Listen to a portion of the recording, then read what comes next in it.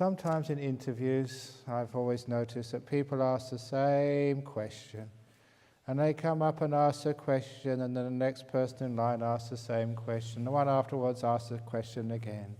So it's much better to put them on pieces of paper like this, because then your one question is answered for everybody.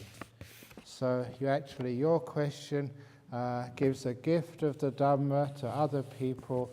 So you make merit by helping to inform other people of the teachings. And also, you make great good karma by giving me an easy time. I'm getting an old monk now, so I get really sort of many questions. So it's very nice if you can ask the question, if possible, rather than coming to the interview. It's more efficient that way. Number 1. Thank you to the caretaker, the cook, the monks for making this retreat a wonderful place for all. Wow, even the first day you're asking for thank you. Sorry? Oh, no, just the morning in the chanting, I think. Is that right? Whatever you want, I forgot about it. Do you like chanting? Morning? We could do it in the evening. If we do it in the evening, we usually do it just before the evening talk. Put your hand up if you like to chant maybe at 10 to 8. Put your hand up if you don't like to chant at 10 to 8. Put your hand up if you're fast asleep. So people are pretty apathetic. So, do you like chanting? Okay, well, from tomorrow we'll do it at 10 to 8.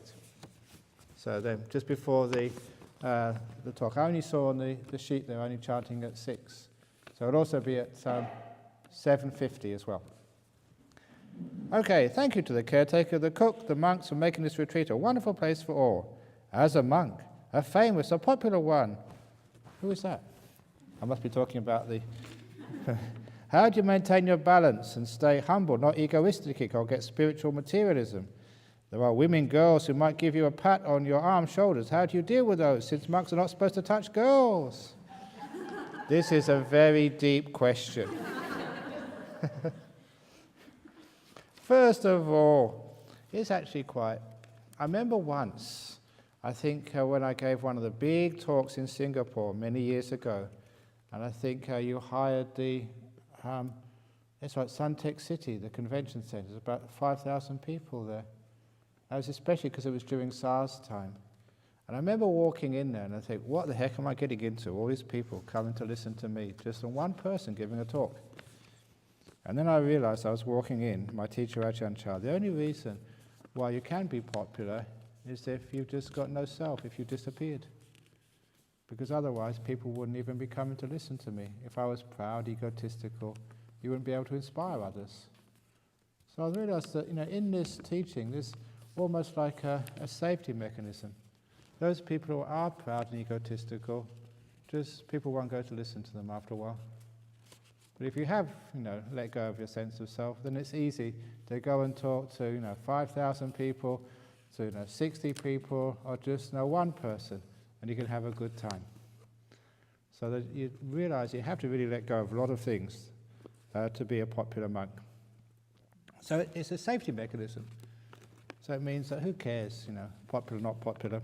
So you can just let it all go and just have fun. And after all, you're talking with many people or one person. It's all the same. There's only one person in front of you, and that's the one right now.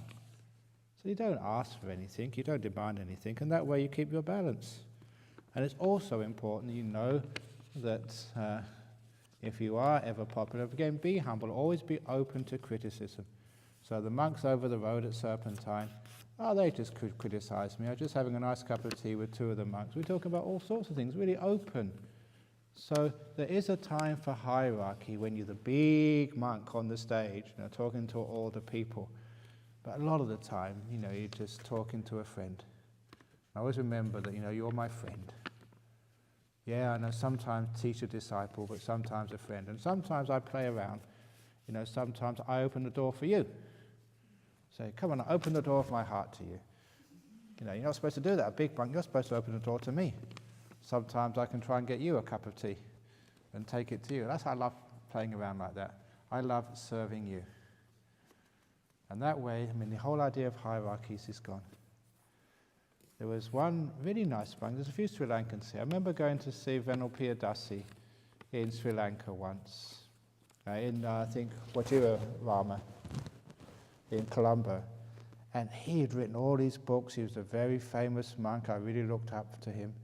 And when I arrived at his temple, one of the first things he said, "Do you want a cup of tea?" I said, "Oh yeah, no, I've been walking. I'd love a cup of tea." So he said, "Let's go and sit down." And in the Thai tradition, you'd expect him to tell one of the temple boys, go and make me a cup of tea, because those temple boys were like servants. And that's what I expected. And so I was waiting there, and then I came and found out he was serving the tea.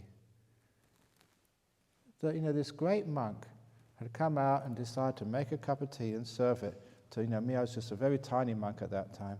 And I thought, wow, that's really impressive. You'd never ever see that in Thailand. But I thought that's really what a Buddhist monk should do. Doesn't matter how famous you are, how big you are, if a visitor comes, you can make them a cup of tea. So that's actually the sort of standard I wanted to aspire towards, just to be a little humble monk. I think you all know that story once. You see me even working now. During the retreat period, we had a big meeting of the monks and nuns in Australia, the Australia Sangha Association. And during that meeting, the teacher's cottage, which you see is under construction next to cottage number 1, I was working on the roof. And some of those monks and nuns who came from Sydney and Melbourne and Brisbane, they said, "Well, we heard that you actually work. We never believed it." But now they actually saw me up there on the roof, working. And you can see pictures of that. So even now, I make sure I do that, get myself dirty. Because if you're a senior monk, it doesn't mean you can't sort of work with others and get yourself dirty. And that's really important. That keeps me humble. The best thing about keeping yourself humble and in line is being with other monks. Because in the Sangha there, if I get up myself, they will pull me down. So that's very nice to know that they will actually look after me. Ajahn Brahm, you should go and do some work. Go and clean the toilets. Oh, okay. That's nice. And there are women, girls who might give you a pat on your arm and shoulders. How do you deal with those, since monks are not supposed to touch girls? Well, I don't touch the girls touch me. Not my fault. There's one of our neighbours, you should give her a call to see if she can come up for the Katina ceremony. She often comes up for the ceremony. Coralie, she's our neighbour, and she's a farmer. And there was once that her father, we were very friendly to her father, who was the neighbour when we first came here. And we got so friendly that you just go and have a cup of tea with him, and especially when he lost his wife, he was very lonely, so I gave him a bit of counselling. And he was so respectful of me that during, when he actually died himself, of course I was invited to the funeral service. And because, he really respected the monks up here a lot. And after the funeral service, the daughter, Coralie, was there, receiving people's best wishes. So I went up to her and said, all the best for you, anything you need, please let us know. And then she went to give me a hug, because that's what they do in Australia, they give you hugs. And I said, "You're not allowed to do that, I'm a monk." And she said, "Yes, I am." Now this was a farmer's girl. She was used to wrestling sheep to the ground. I had no chance. So she gave me a big hug. What could you do? So because I never initiated, it was no problem. So that's actually what you do for monks.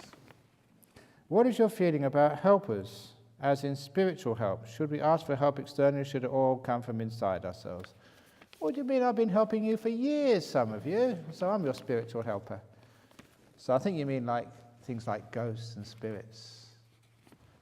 And I actually, last Friday, I told a new ghost story. Do you want to hear a new ghost story?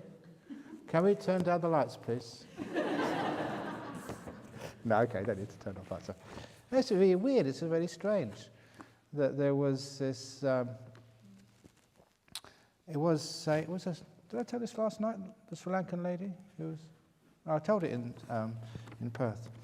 There's a Sri Lankan lady gave me a call from Colombo, that she had I think it was her brother, had a very, very bad cancer, and they decided to send her to Singapore, to get some very, top-class treatment. But unfortunately, there's nothing really could do. And so she gave him some of my tapes and books. He'd heard of me before, and he really liked them. And he asked his sister, it'd be really wonderful if you could talk to me. But it was our retreat time, so we're very unavailable. So she gave a call and got through, and they passed the phone to me. Can we arrange a time? Is it all right if I can call you? I said, okay, special because your brother's dying. Yeah, he can give me a call. So the next night he called, I had a conversation with him, and the night afterwards as well. He really appreciated, having a personal conversation because he was about to die. A couple of days later, he died. The morning after he died, or the evening, next day after he died, the sister called me up. Said, I needed to tell you this. He died last night. But this morning, the morning after he died, he sent her an email saying thank you. That's all. When the email was sent, he was dead. It was an email from beyond the grave. Now I know what Gmail means. Ghost mail. And that's a true story. I asked him, he said, no reason to lie to you, that was true.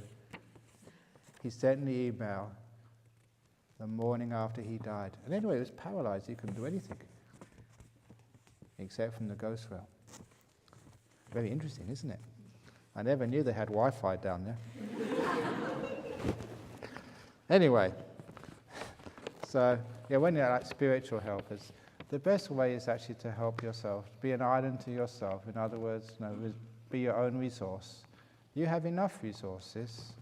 It's like the Buddha said, the Buddhas can show the way, they can point the way, but you have to do the work. So even spiritual helpers, other helpers, that's all they can do is point the way. And it's much better to have a helper you can see and talk to, rather than a helper who is, maybe a spirit or something. So the people you can see are the best helpers. Dear Ajahn, Buddha's teaching is about now and being present. No future, no past. If only now and no thinking of future, where and how is our next meal or livelihood to overcome? I can't reconcile.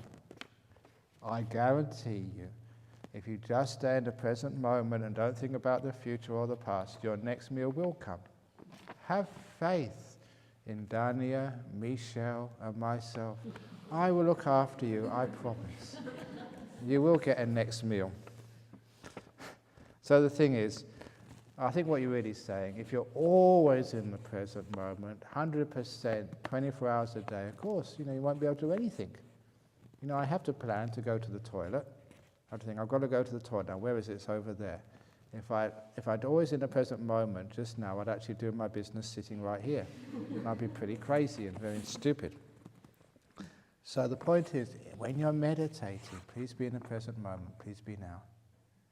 Afterwards, when you finish your meditation, you can do your business, do your work, do your planning, planning your next air flights. That's what's just in the room. It's an invitation to Bangkok, and I have to book some air flights soon. That's why I was in my office just beforehand, just trying to sort out that.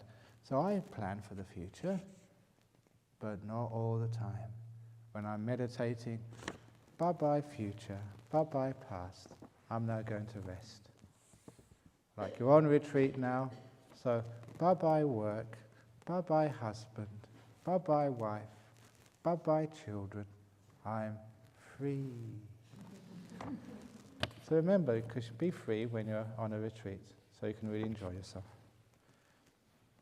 And that way your livelihood will come easy. Would you kindly teach us a technique of calming our mind by counting? Easy. On your marks, get set. 3, 2, 1, stop. Does that work? No, by counting, it's just one way of trying to slow the mind down. Just by, instead of thinking of all sorts of things, by just learning how to think of one thing, like doing counting. It's a good question. I'll spend a little bit of time on it. It's one of the ways of doing counting meditation is with your breathing. Breathing in 1, breathing out 1. In 2, out 2. In 3, out 3. People from Singapore are very interested in this because you like maths. In 4, out 4, 5, 5, 6, 6, 7, 7, 8, 8, up to 9. Breathing in 9, breathing out 9. Then you start again, breathing in 1, out 1, 2, 2, 3, 3, 4, 4, 5, 5, 6, 6, 7, 7, up to 8. Breathing in 8, out 8. Then up to 7, up to 6, up to 5, up to 4, breathing in 1, out 1, in 2, out 2, in 3, out 3, in 4, out 4. Then to 3, in 1, out 1, in 2, out 2, in 3, out 3. In 1, out 1, in 2, out 2, up to 2. Then in 1, out 1. You finish one whole cycle of counting the breaths. That's 45 whole breaths you've counted. And it will really find out whether you're really paying attention. Because sometimes you'll be in 13, out 13, in 4. Oh goodness, where am I? I've lost it. When if you do that, you have to start all over again. So that's one of the problems there. So the counting would actually just focus you. But don't do it too many times, otherwise you get tired. It's just, if you're very restless or very tired, just actually to get you started. And after you're started, then you can just leave the counting alone. And just watch the breath go in, watch the breath go out. It's like a little way, the mind wants to think, so give it something to think which is attached, not attached, but is involved in the breathing, so focus. That's one way of doing the counting. Another way of doing the count, is so many ways, is you breathe in a comfortable breath and you say, as you're breathing in, 1, 2, 3, 4, 5, 6, and breathe out, 6, 5, 4, 3, 2, 1. 1, 2, 3, 4, 5, 6, 6, 5, 4, 3, 2, 1. And try and keep the same space between the numbers. So if the breath gets very long, it goes 1, 2, 3, 4, 5, 6, 7, 8, 9, 9, 8, 7, 6, 5, 4, 3, 2, 1. So it gives you an idea of whether you're breathing in long or short. Sometimes the breath gets much shorter than the first breath. Breathe 1, 2, 3, 3, 2, 1. So it gives you an idea whether you're breathing in long or breathing in short. And because you're counting, not just breathing in 1, out 1, because there's many counting just within a single breath, it means you've got even less chance to think. This is just methods of slowing down the mind. One of the methods I've been teaching people recently, which I found very helpful, is instead of using counting, using some words, what we call like mantras. And because, even though I'm a Theravada monk, the most well-known mantra which people use is the Tibetan mantra, the Om Mani Padme Hum. So I've been teaching a lot of people, just, when you close your eyes, just chant that to yourself. Om Mani Padme Hum, Om Mani Padme Hum. But with a space between the words. Om Mani Padme Hum. Om. And really pay attention to the spaces. If you're very restless, lots of thoughts, or very sleepy, close those spaces. Om Mani Padme Hum, Om Mani Padme Hum. But as you start to relax more and get peaceful, you can extend those spaces. Om Mani Padme. Because as you quieten down, you don't need to say the words. The spaces take over and it becomes nice and peaceful.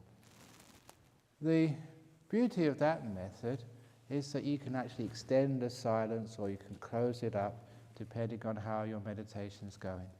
And that's why it becomes very interesting and very helpful. And if you don't like Om Mani Padme Hum, you can make up your own mantra, whichever you wish to do. So that's another way, similar to counting, because it's used at that time of your meditation. You're just beginning, just trying to settle the mind down. And it helps. And actually, recognizing the space between the words is really important to get you some silence. And you feel very, very peaceful. You can do it anywhere, anytime. At home, I always set alarm clock for how much time to meditate. Is this wrong? You can set an alarm clock if you have some important business to do such as make the dinner for your husband, because otherwise you're meditating, there's no dinner and you get divorced. But here you've got nothing to do, so there's no need for alarm clocks here. And if you don't have alarm clocks, it means you're meditating, enjoying it, carry on. That's why I tell people here, I did make that mention yesterday, I think, this morning in the first talk I gave, that on a meditation retreat, most meditation retreats, they have noble silence. And this is what we have here. No bell silence. No bells.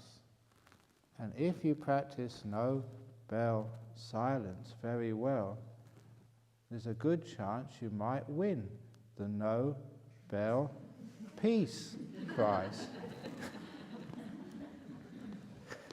Because there's so many bells in life, a bell for this and a bell for that, waking you up, telling you it's time to go off work and to this and that.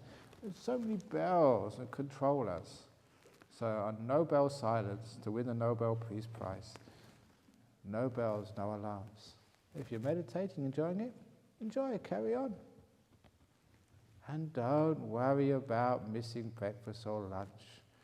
There is a bell inside of you called hunger, and that will ring when it's time to have lunch or time to have breakfast. You will know. So don't have to worry about anything. Just carry on meditating without any alarm clocks. If you really have to because you have an appointment at home, then fine. But other than that, no alarms, no bells. Yes, question coming up. My sister, who is 70, that means whoever wrote this is pretty old too. Wonder who it is. My sister, who is 70, is going for an operation on Monday to remove the entire cancerous breast. I wish to send her some words of encouragement. Do not know what is appropriate. Please guide me. Thank you. One of the things is, 70, you don't really need one anymore, a breast, I suppose. So it's just one less thing to worry about. Please make a joke. People get a bit too serious about these things. Look, this is a joke. I mean, they told me this in Singapore. It was one of the questions. Where was it? I think it was on the retreat over in Phuket. They told me this joke. He said, did you hear about the old lady who her husband had just died? And so she was so depressed, she missed her husband. She'd been married for about 60 years, so much, she decided to commit suicide to join her husband. So she had his police revolver. She decided to shoot herself. But she wanted to make sure if she did commit suicide, she did it properly. So she rang up her doctor and just said, where is your heart? Because she wanted to shoot herself through the heart, one shot to kill herself. And the doctor said, it's just below your breast. So she shot herself in the knee.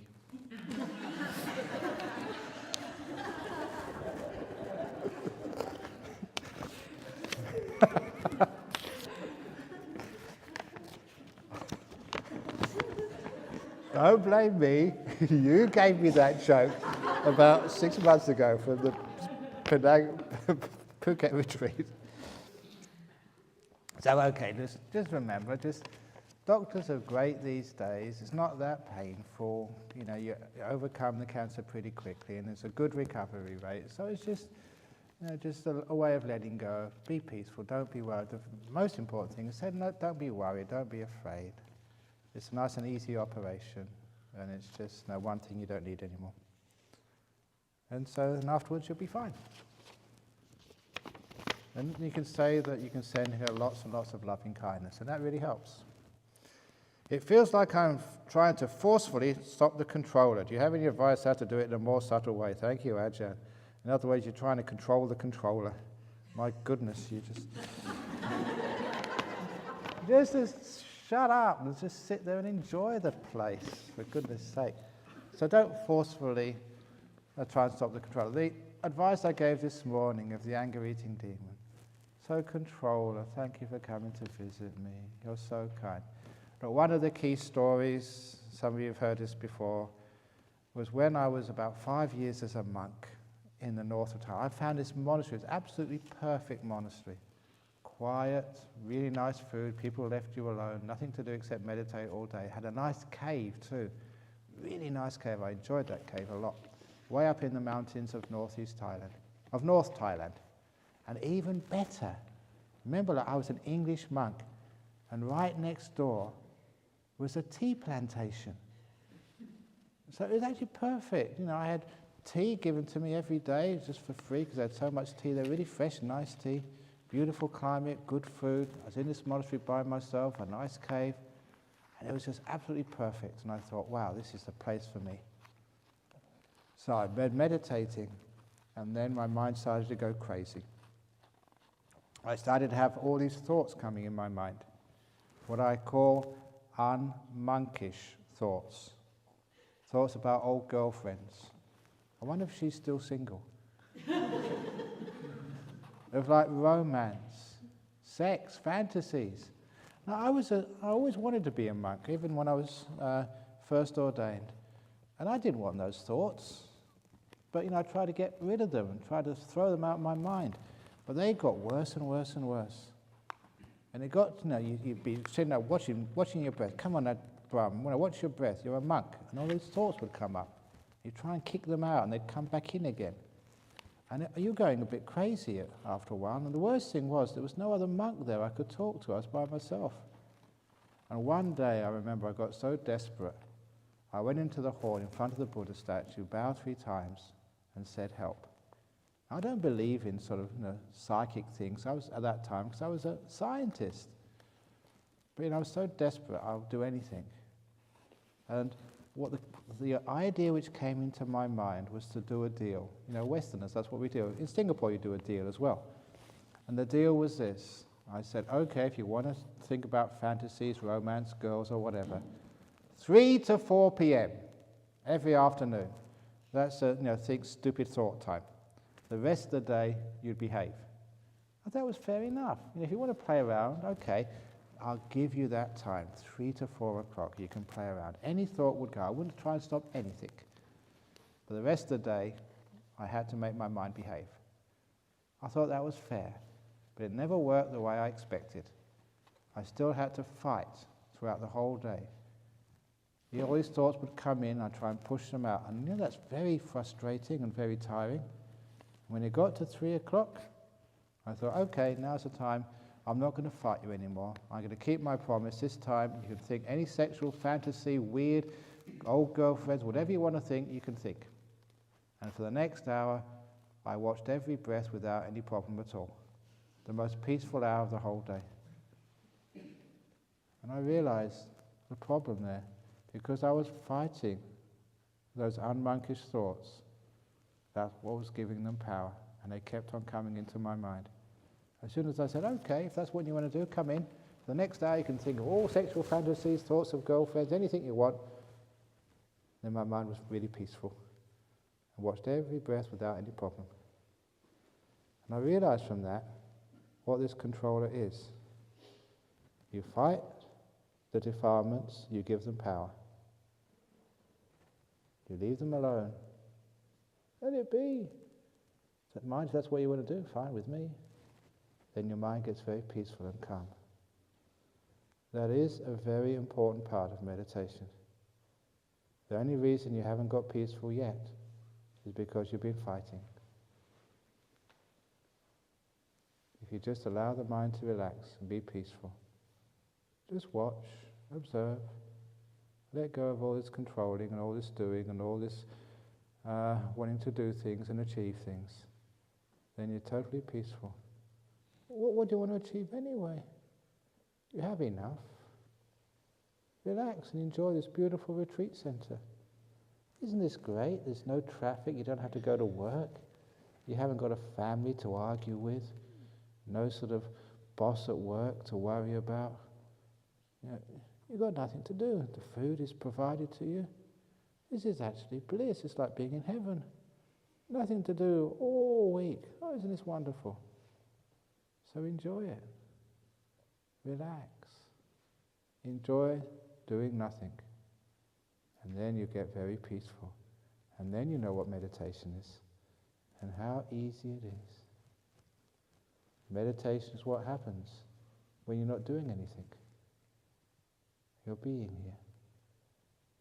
You're not running away into the future, planning something.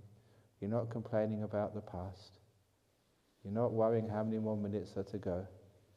You're right here just enjoying this wonderful moment. How much better can it get? Where you've got nothing to do, nowhere to go, just enjoying this moment. Total rest and relaxation. So don't do things. Because none of the meditations are guided or a specific schedule set for how long the meditators should be, I find myself thinking, how long should I set aside? And when I do, I know when to finish.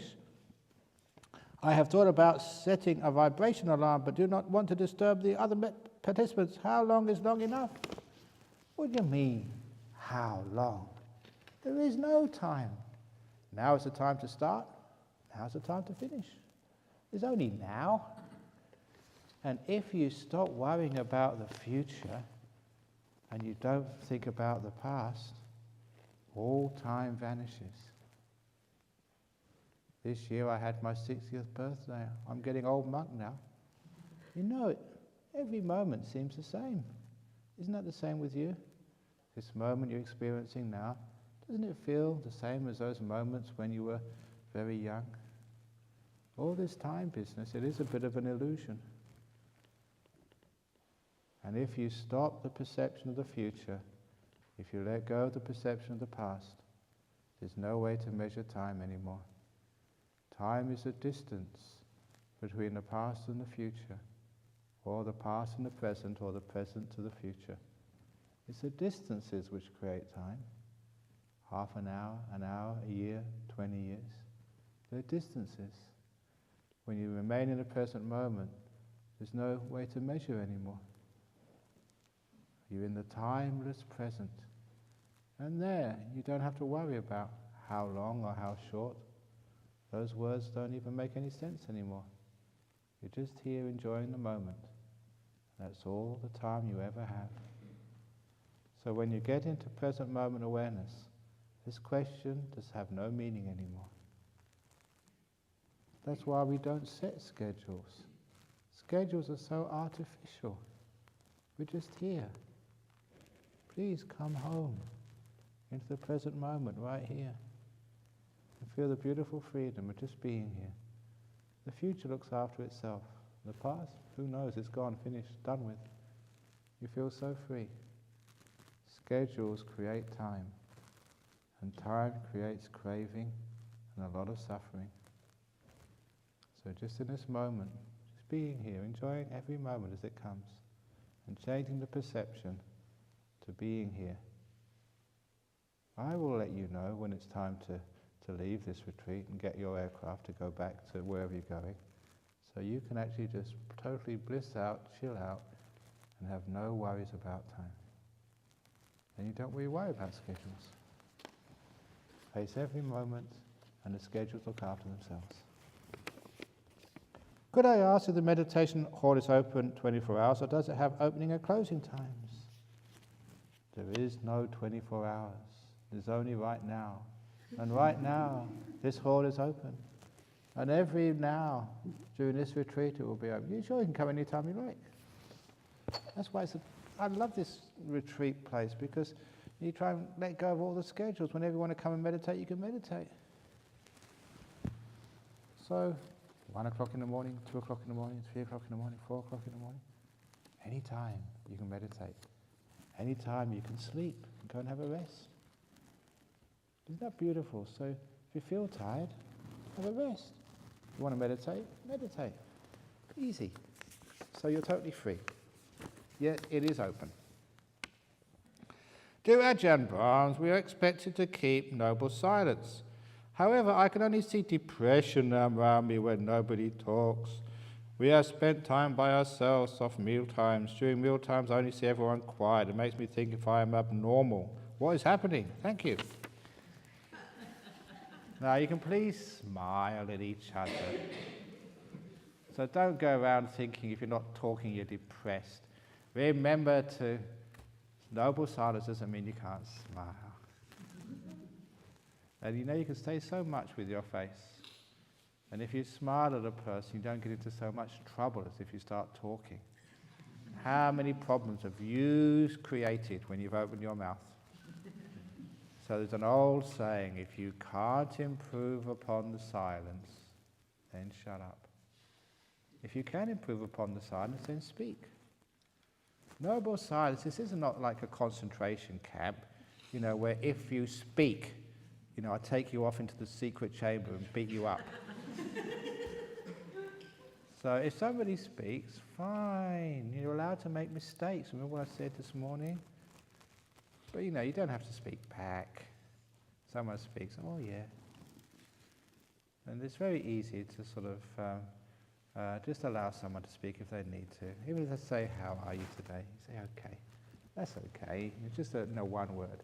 Just don't go into a conversation when they say, how are you today? Well, actually, I'm not feeling that good today, but I'm feeling much better than I was last week. And don't get into conversations. That's what we really want to stop. Because that just distracts you. And you can still have a lot of friendship. You know what happens on retreats like this? When you are silent, another way of communication happens. You feel this tremendous sense of camaraderie. And at the end of the retreat, you find out this person who's sitting next to you. Who are you? They'll be sitting next to you, and you'll be sitting very nice. And it's such a pleasure to be in the cottage with you. And you make great friends. It's amazing. You don't have to talk to make great friends. Just being here together and sharing the occasion of meditating and lots of loving kindness together. You find that's a beautiful way to have a relationship. I always notice that sometimes people who've been married together for a long time, they don't need to speak so much. They just know each other so well. And they love each other very deeply. They don't need to speak because they're in harmony together. In the same way, when we live in harmony together, we don't need to say so much.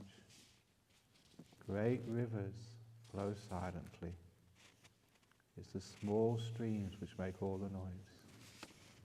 So be a great river. Flow silently. I must be a very small stream because I talk too much. How many brothers and sisters do you have, Ajahn? That's a very deep question. But look, when people do ask you questions like that, what can you do? There was a time when I went to another monastery in the north of Thailand, and it too had caves. I love caves. And I was having a great time there until there was one of these festival days.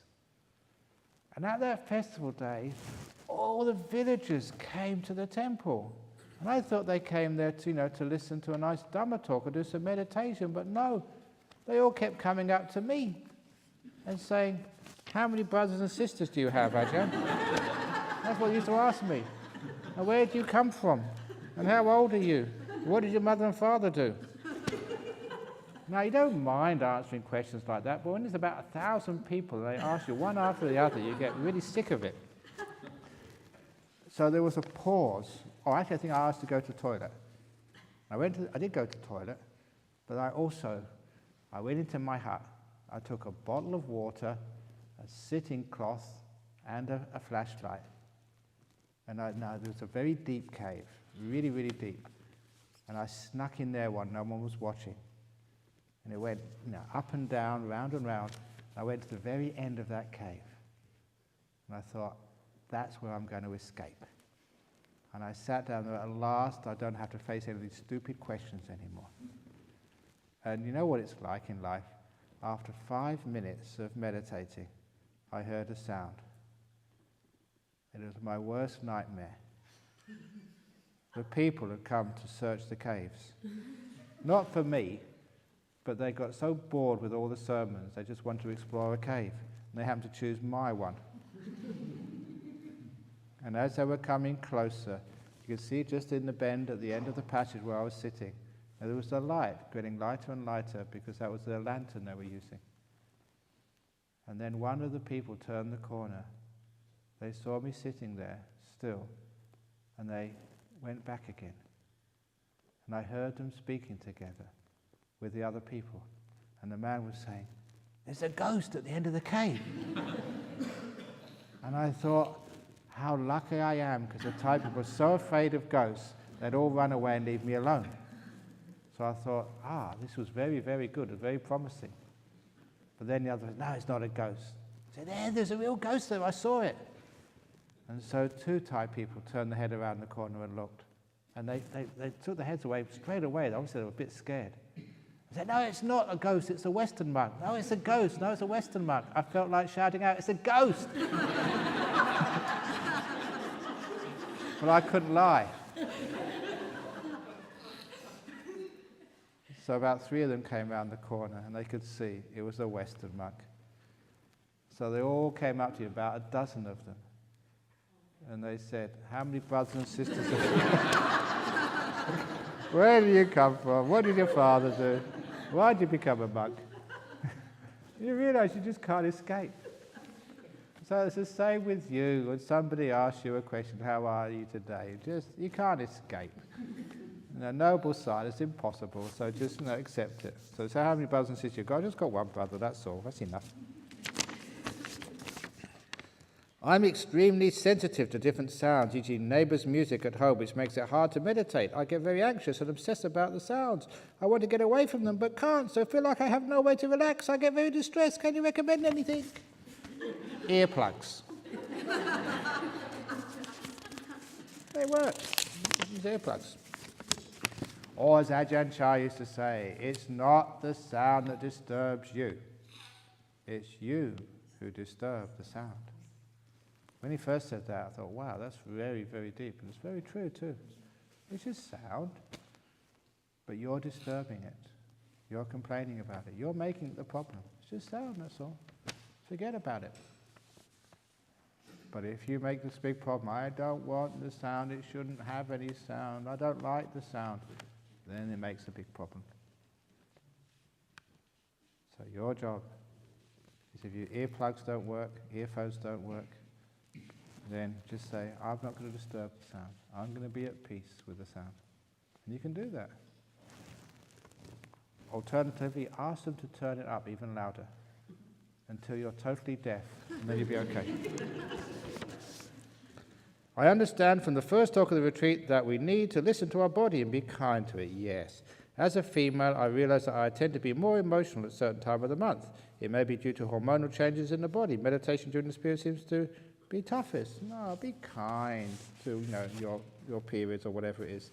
In other words, don't fight, but be kind and just embrace and just be soft. I was mentioning to one of the monks, what was it about? I forget what. But when I was a kid, I came from a poor home in London, so we spent a lot of time, when the school was out, playing soccer in the streets. And so, you go for a tackle. If you play on a field, you go for a tackle, you're on the grass and it's soft, but on the asphalt or the streets or the stone pavement, you go for a tackle and you scrape the skin off your knee. And many, many times I remember just having these grazes on my knee, and every time it grazed, I went up to my mum. I was about 6 or 7, 8 years of age, and she would kiss it better.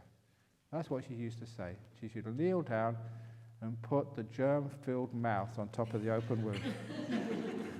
Never once did it get infected, but every time the pain disappeared. And that's why I went to my mum. And I realized from that memory, it's amazing just the power of kindness and compassion. You get a pain in the body or a disturbance in the body, and if you give it this beautiful kindness and compassion, literally you kiss it better. The pain disappears. Infection vanishes. It's amazing how powerful that is. So if you do have any emotional problems or physical problems, any time of the month or the day or whatever, give it lots and lots of kindness. Kiss it better, and you'll find it will just disappear. Can meditation help in preventing dementia? Thank you. I forget. What was that question again? It was one of my favourite jokes is about the guy who goes to the doctor, and the doctor says, Stop nodding your head, Eric. It's a good joke. Yeah, I know you heard it at all, but hopefully, now how old are you? Haven't you got dementia yet? That's why I like telling my jokes to old people like Eric, because hopefully you forgot the last time I told it.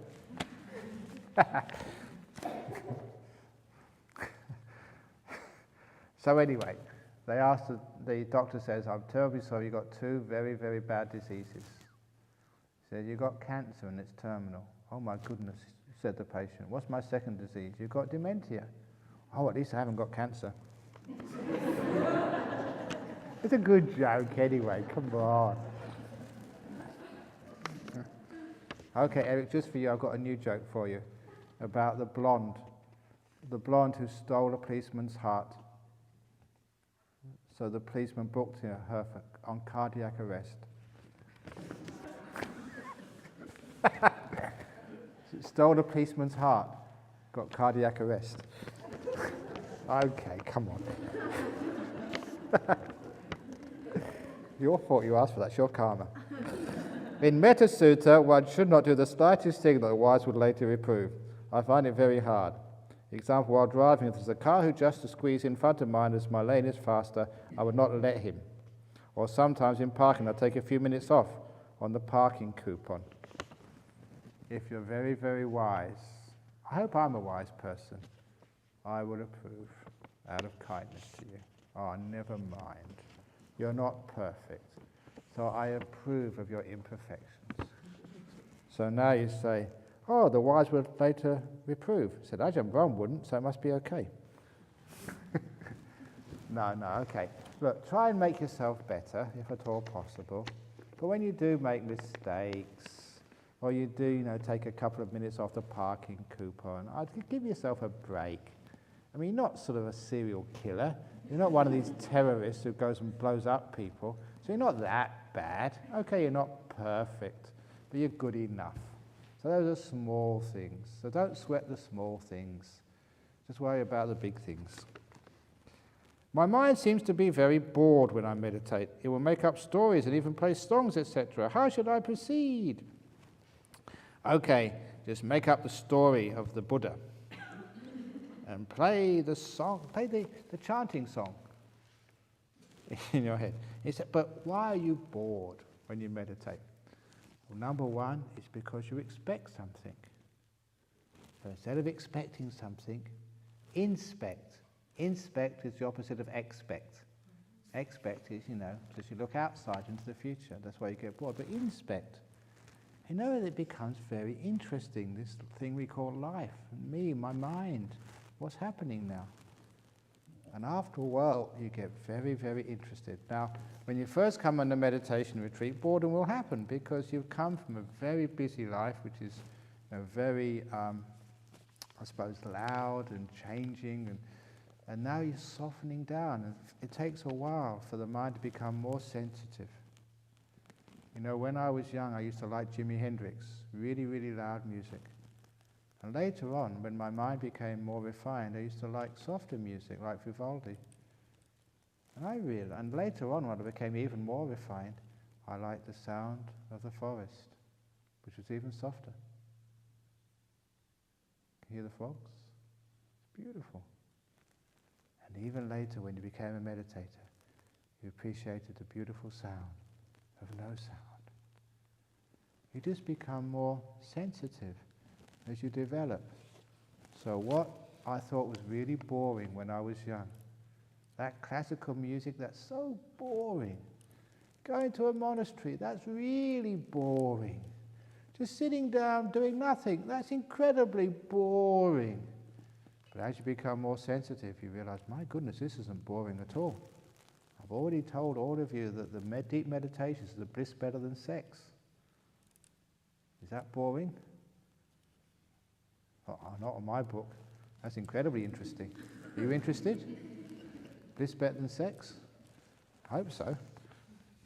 So that means that eventually, when you get more sensitive, what you thought was really boring is incredibly interesting.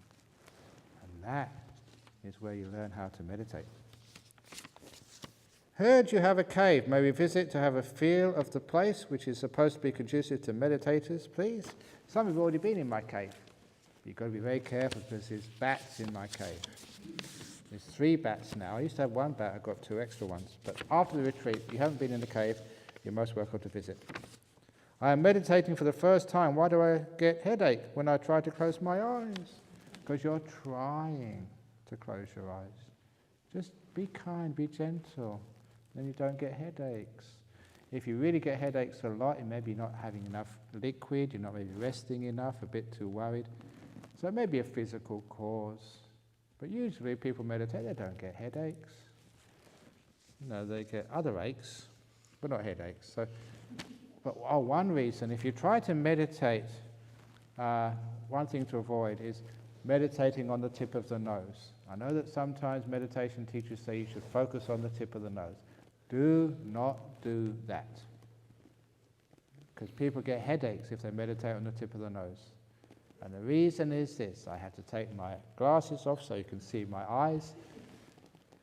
Usually people meditate with their eyes closed, but if you meditate on the tip of the nose with your eyes closed, this is actually what happens. I'm keeping my eyes open so you can see. So I'm now going to focus on the tip of my nose. Your eyes go cross-eyed. And if I keep doing this for about 5 minutes, I'll get one hell of a headache. After half an hour, I'll have migraine. Because this is what you're doing. With your eyes closed, you don't realize you're screwing up your eyes and going cross-eyed. It's a stupid thing to do. Don't do that. That's why you get headaches when you meditate. So just watch the breath. It doesn't matter where the breath is located. Just watch the breath, but don't watch the tip of the nose, because your eyes focus in there and it strains the eyes, you get headaches. If that doesn't work, take Panadol. Do you know why there's no aspirin in the jungle? Paracetamol. The parrots etamol.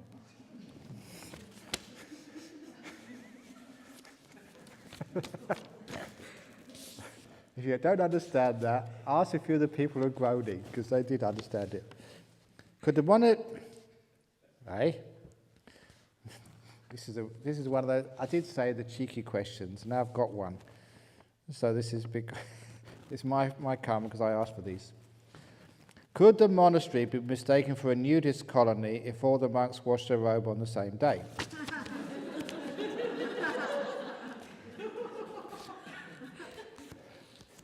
I won't answer that question, but another little story which Eric will like.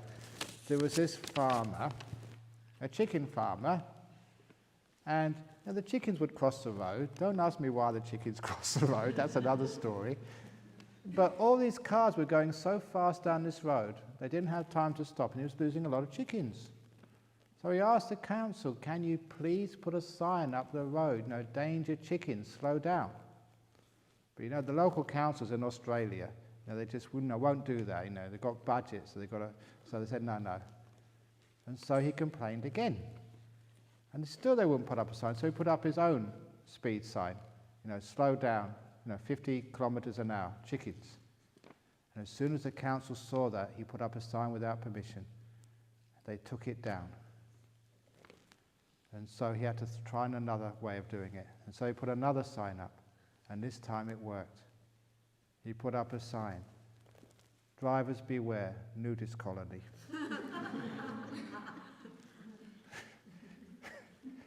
And they all slowed down. To have a look. Ajahn Brahm said that meditation is better than sex. Yeah, I did say that a few minutes ago. Wow, whoever has this has got psychic powers. They predicted what I was going to say. Because they wrote this before this evening's question and answer. Can you advise us why and how?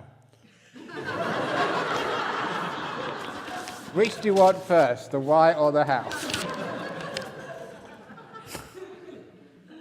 Aren't we going against nature by not having sex? Aren't we going against nature by not having wars and greed and anger? Because anger is part of our nature, but it's part of our lower nature. So our lower nature, let's get over that. And it is true, because sometimes when you get so peaceful and still, it's just so lovely, and a strange thing happens. Stillness is not boring. This is a fascinating thing to know, but it's true that the more still you are, the more energy your mind has. You waste so much mental energy through thinking and through struggling and striving. Imagine that you weren't doing anything at all. No struggle, no striving, no thinking. All that energy will be freed. And it just brightens up the mind. Just like you brighten up the lights in this room. And it gets lighter and lighter and lighter. Your mindfulness increases, and with it your joy. And you literally get happier and happier and happier. And that's where the great bliss states come from. More happiness than sometimes you think you can take. The bliss better than sex. Through deep meditation. That's one of the reasons why I became a monk. But I'm very honest with everybody. The first time I got a deep meditation, the bliss better than sex, I had a girlfriend. I was sleeping with her. It was in the late 60s, 70s. And I just left her in Gloucester to go on a meditation retreat. And just, a few days later, got a very deep meditation. So I thought, my goodness, this is better than being with my girlfriend. And it's also less problem, because, girlfriends are expensive and just troublesome. They are. So meditation was really good. So I thought, this is really good. No expense, no sort of, having to sort of please her or take her out to expensive restaurants. Just sit in a nice cushion and have a nicer time. It's a good idea, husbands, very demanding, and wives, it's just all very expensive to keep. And they sometimes argue, and you just sit there and meditate, have a much better time. Interesting, isn't it? So anyway, yes there is, and how to stick around me, and you'll soon find out. Okay, let's have to. Here we go, next question. Please explain the best technique for allowing thoughts to pass through your mind, but not feeding any energy to these thoughts, so they just pass through the mind, so you do not dwell on them. Say to all those thoughts, none of my business. Sometimes people do that to me. They come and ask me, can you help me, Ajahn Brahm? I say, no, none of my business. Can you please answer this letter? No, not addressed to me, none of my business. So say that, none of my business, to the thoughts. Thoughts come in, none of my business. None of my business, none of my business, none of my business. Because they're not your business, are they? A lot of times you think about this retreat center and how it can be improved. It's none of your business. You think about the kitchen and how they should do the food. It's none of your business. Think about all the other meditators making a noise in the room. It's none of your business. Isn't it wonderful to have no business? So whenever a thought comes in my mind, none of my business. Oh, it's free then. So that's one of the best ways when the thought comes in, none of my business. And then it literally is just like a cloud floating in the sky. None of my business. It's a cloud being a cloud, a dog being a dog, a frog being a frog. None of my business. It's the frog's business to croak or not to croak. If I go down there and say, look, we're meditating, can you shut up for an hour? You can't do that. It's a frog being a frog. You tell the neighbour who's snoring too much, can you please stop snoring? And she'll make even a louder noise by arguing with you. So shut up. It's none of your business. Do you think that as well as making our lives better following the path, that any residue spills out into the world, not only by our way of life, but as an energy flowing to all? Of course it does. The energies is really, really powerful. There was just recently one of the Anagarikas, the men in white staying at Bodhinyana Monastery. He decided, he's doing some meditation, and he heard me talking about the power of just the kindness. So just one morning, he was having a nice meditation, he decided to experiment. He told me about it. The person in the next room to him, he just blasted him with loving kindness. And really giving lots and lots of metta. And that evening he received a note from his neighbour. First time he received a note saying, it's so wonderful living next to you. Thank you so much for being my neighbour. I said, wow, it works. I said, of course it does. I told you so. I like saying, I told you so. It does work. So if you really have lots and lots of kindness, lots of peace, you do spread it to the world. And also, again, because you are who you are, all the people you meet hundreds of people, I meet thousands of people. So even the people who don't even talk to me, or don't even listen to a talk. I remember going to a travel agent once, and there was one of the monks was just sitting, waiting for me, meditating. And the travel agent said, it's so wonderful to see people like that.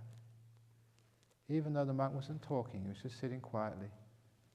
Just being in the room made all those people in a hectic lifestyle feel so peaceful. And they're welcomed.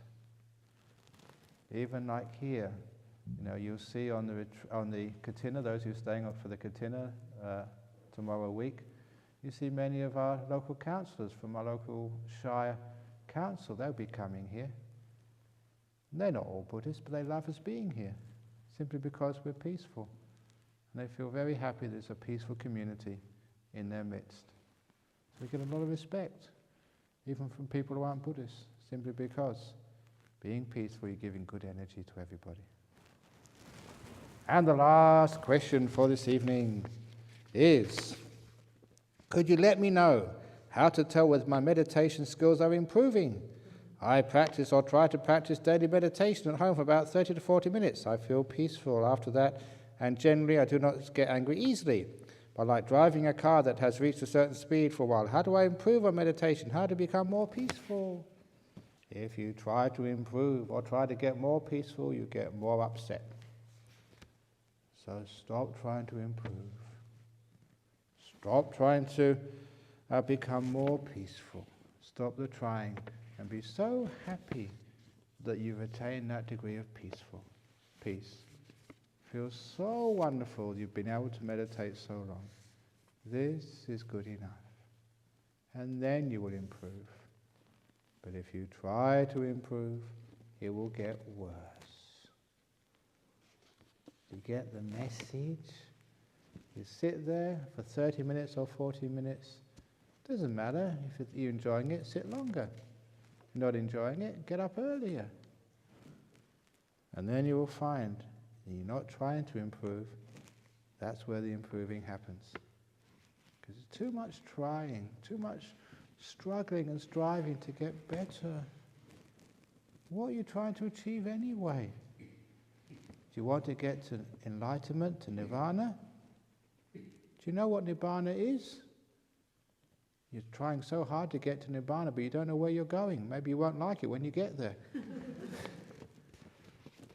It's like getting on a bus, not knowing where it's going. It's a bit dumb, that is, isn't it? One of the Thai monks, he was visiting here. This is a true story, it's a fascinating story. He was visiting here for a while, and one of our monks took him to the airport. I think it was on Thai Airways or something, to go back to Bangkok. And the people who checked him in gave him the wrong ticket. And it was another ticket, another boarding pass. And because he couldn't read English, he didn't know that the boarding pass was going to send him to Saudi Arabia. And it's true. It's only very lucky the monk checked it and said, hang on, this is the wrong ticket. You're going to go to Riyadh? Someone had just pressed in the wrong number. And what if this Western monk hadn't have seen this? This monk they'd been told, oh, go this plane, go that plane, and he ended up in Saudi Arabia. He'd be in big trouble. So it's very, very good that the monk was actually watching out for that. So sometimes that we're going on a plane, we don't know its destination. We don't know where it's going to go. That's very stupid. So instead, you may not know what nibbana is, but you know what peace is. You know what freedom feels like. You know what contentment is. You know those things. So see, when you meditate, you can get more content, more peaceful, more at ease. And you never get content or peaceful when you're striving for something more. Build up as much peace and contentment as you can. And that is on the path to nibbana. You're going in the correct direction. Trying to increase the length of time you're sitting doesn't